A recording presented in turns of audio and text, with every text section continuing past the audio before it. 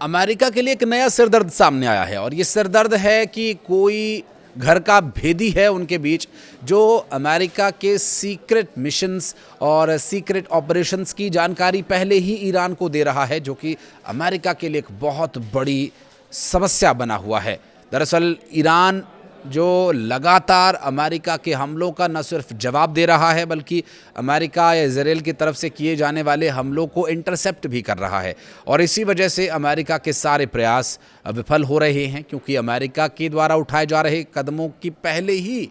जानकारी मिल रही है ईरान को। खुद ट्रंप को भी ये बात सता रही है कि आखिर इस युद्ध को हम कैसे जीतेंगे, और वो भी उन हालातों में जबकि घर के भेदी ने घर को ही ढहाने की पूरी तैयारी कर ली हो। ट्रंप ने कहा कि उनका प्रशासन उस व्यक्ति को खोजने के लिए बहुत मेहनत कर रहा है, क्योंकि उस अज्ञात शख्स ने संवेदनशील रेस्क्यू ऑपरेशन और ईरान में फंसे जवान दोनों की जान को खतरे में डाल दिया था। बता दें कि ईरान ने 2 अप्रैल को अमेरिकी F-15E लड़ाकू विमान को अपने एयर स्पेस में मार गिराया था और इस विमान में फंसे जवान दोनों की जान को खतरा यहाँ पर बढ़ गया था। वैसे में ईरान ने 2 अप्रैल को जो F-15E लड़ाकू विमान अपने एयर स्पेस में मार गिराया, इसमें से एक पायलट जो पहले रेस्क्यू कर लिया गया था, लेकिन दूसरे पायलट का कहीं कोई अता पता नहीं चल रहा था, जिसके लिए ईरान ने एक बहुत बड़ा इनाम भी घोषित किया था। एक फुटबॉलर ने अपने मेडल्स देने की बात कही थी। अमेरिकी मीडिया के मुताबिक इस मिशन में अमेरिकी सेना के स्पेशल फोर्सेस के कई अमेरिकी लड़ाकू विमान और हेलीकॉप्टर शामिल थे जो उस पायलट को तलाश रहे थे।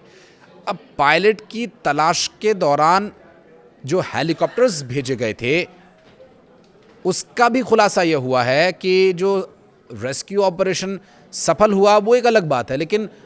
ज़ीरो डैमेज के साथ ये रेस्क्यू ऑपरेशन सफल हुआ, ऐसा दावा जो डोनाल्ड ट्रंप की तरफ से किया गया उसे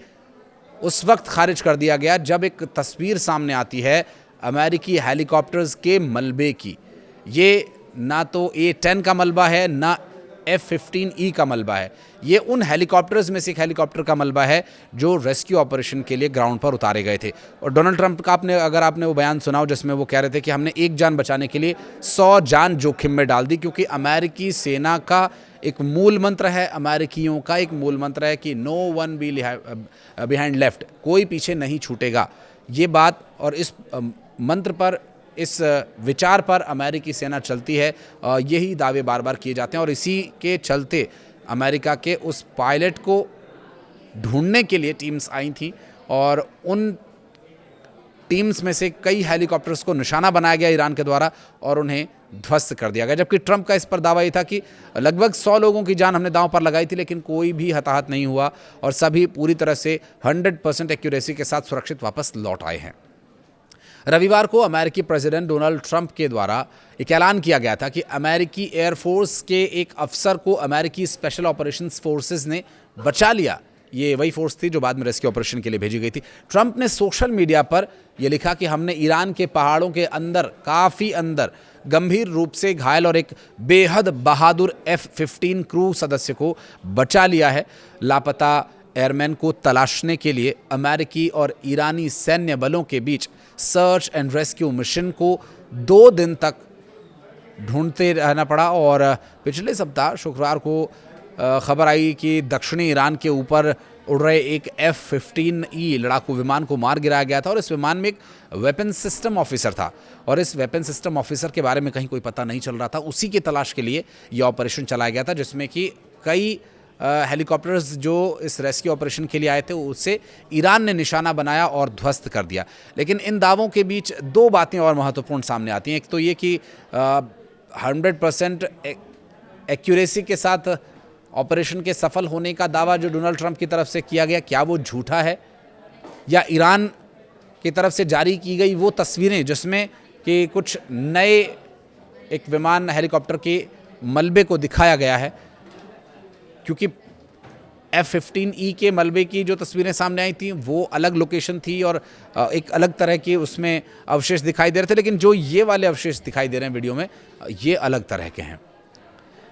इस बीच एक F-15E स्ट्राइक ईगल में सवार अमेरिकी सेना के दोनों अधिकारी जब विमान से इजेक्ट करने में कामयाब रहे, पायलट को तो उसी दिन बचा लिया गया था, लेकिन जो दूसरा क्रू सदस्य लापता हुआ था उसकी तलाश में कुछ समय लगा, लेकिन अमेरिका ने उसका रेस्क्यू कर लिया, उसे बचा लिया। ईरान ने इस क्रू मेंबर को जिंदा पकड़ने के लिए करीब $66,000 का इनाम भी रखा था। क्रू मेंबर को तो बचा लिया गया, लेकिन अमेरिकी सेना को सैन्य उपकरणों के मामले में भारी क्षति उठानी पड़ी है। ईरान की सेना का दावा यह है कि इस ऑपरेशन के दौरान अमेरिका के 2 C-130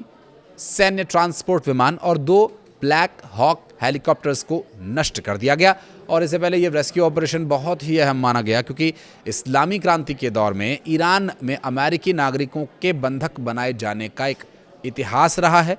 अगर उस इतिहास के कुछ पन्नों को पलटें तो पहला सफ़ा जो 1990 का नज़र आता है, अमेरिका ने तेहरान में अपने दूतावास में फंसे नागरिकों को निकालने के लिए एक ऑपरेशन ईगल क्लॉ नाम से एक रेस्क्यू ऑपरेशन चलाया था। हालांकि इसे नाकामी का सामना करना पड़ा था। और क्या ये ऑपरेशन भी